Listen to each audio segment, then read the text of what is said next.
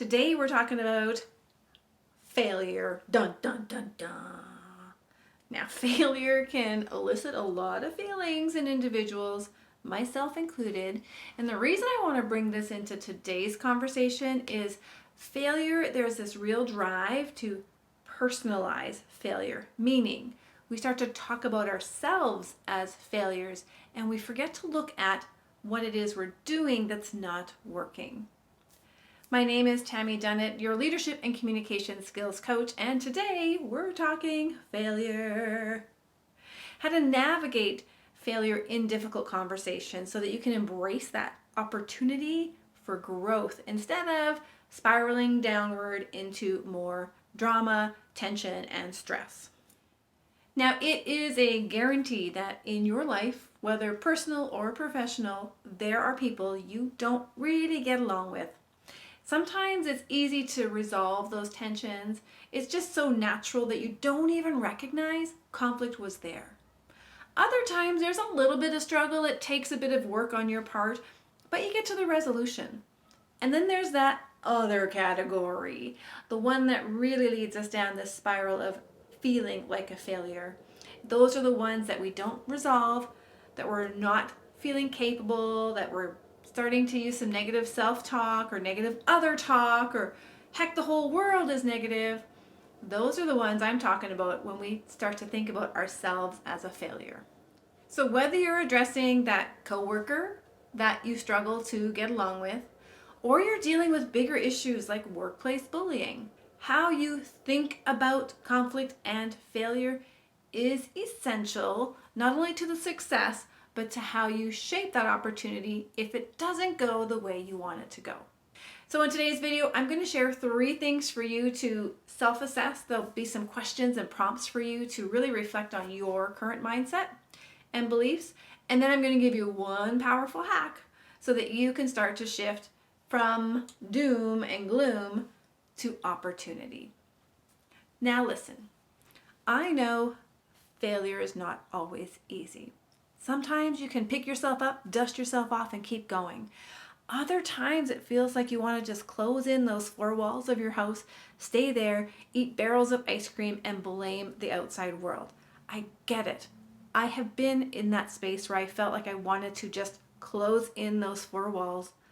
Although I didn't eat ice cream, I probably wasn't eating at all because I was so incredibly stressed. So today I want to help you shift out of that. Now, the first thing I want you to look at is your mindset. When you think about failing at something, what are the stories you tell yourself?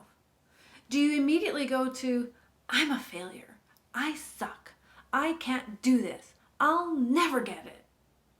Or do you look at the actual activity or strategy that you've tried going, all right, so talking to this person first thing in the morning was not a good idea. That would be more helpful looking at the activity, the skill, the strategy to dissect it and identify what was working, what was good, what isn't good, and what's not working for this particular person in this particular conflict at this particular time. Yes, it is going to shift from person to person and situation to situation. There's always something to learn. So as you reflect back, I want you to take some time to reflect back on the conflicts that you've navigated through successfully and pull out those things that are working for you, and those that are still on the back burner, that are causing a little bit of grief once in a while, lingering feelings, and start to look at what is it I was doing, who was I being, what was I saying, what was I thinking, in order to identify the part or the element that needs the tweaking. Because you, my friend, are not a failure. Now, the second thing to look at is those underlying beliefs. Now, I kind of hinted at it in some of those questions about what am I thinking? What are your beliefs around conflict, difficult conversations, and failure? Do you view these moments as opportunities to deepen your understanding of the other person, of the situation, of yourself? Or do you view these situations as threatening to your ego, to your image? And of course, there's a whole host of things in between, but What are your thoughts and beliefs around failure? How you frame failure will dictate how you move through failure. Now, the third source of information for you is to do a real-time assessment. This is the insights you gain from being in conflict, being in difficult conversation with somebody, and taking a step back to observe, what am I feeling and thinking in this moment? And how is that shaping my ability to show up? Are you remaining open-minded?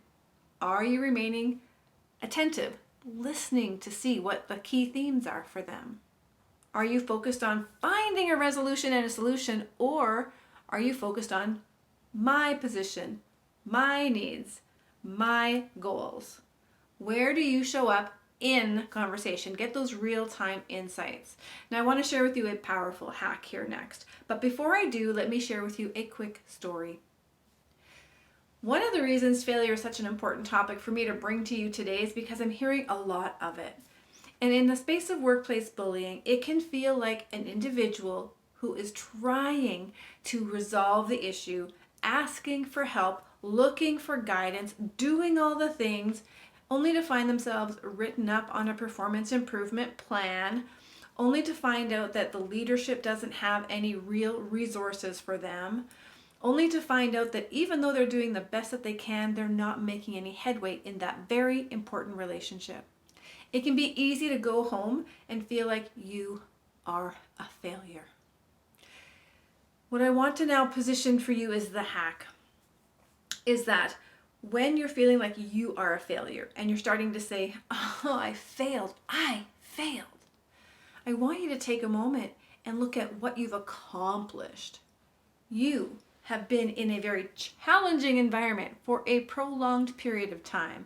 You continue to show up. It's like you're trying to heal your burn while being in the fire. You continue to do what they ask you to do to demonstrate your abilities. Those are all successes. So it's time to take your attention off of you as the failure and to look at, where is it not working? Where is it not working? Zone in on those elements to find your next move. And instead of looking at it as personal shortcomings, we're going to look at the actual skill, the strategy, or the tool that we're using that isn't working, so we can pick something different. I want you to resist the urge to make it personal. It's not about you as a human being. It's not about them as a human being. It's about the strategies and the tactics that the two of you are working on collectively that are not jiving. They're not working well together. That's where the opportunity exists. Now, when you're able to shift your perspective, you can change the experience. And that is true for a past experience, a present moment, and a future opportunity. When you shift how you see it, feel about it, think about it, you change the entire perspective and the feeling and the experience. Sometimes that's all you need to open up a new insight that will serve you better than staying stuck in, I'm a failure. And just to give you a famous example, J.K. Rowling, the author of the Harry Potter series, if she had taken her first no as a closed door and that she was a failure, she's not a good writer, that this will never work for her, she wouldn't have gotten through the total 12 rejections that came her way before she found a publisher to take on her Harry Potter series. And so if you're sitting there and you've had a difficult conversation that's not resolving, and maybe you've tried a few things, just know that there's another method, another strategy, another tool that you can use to help get what you need. And sometimes it's taken some time away. So go on out there and empower yourself with the mindset and the belief and the words that failure is not about you as a person. It's an opportunity for you to sharpen a skill. Now, if you want to learn how to navigate difficult conversations and workplace bullying with grace, go ahead and book your complimentary discovery call with me, and we will embark on a journey together to help you master the art and heart of communication skills so you can unlock your potential. My name is Tammy Dunnett, and this has been another episode of your Workplace Communication Skills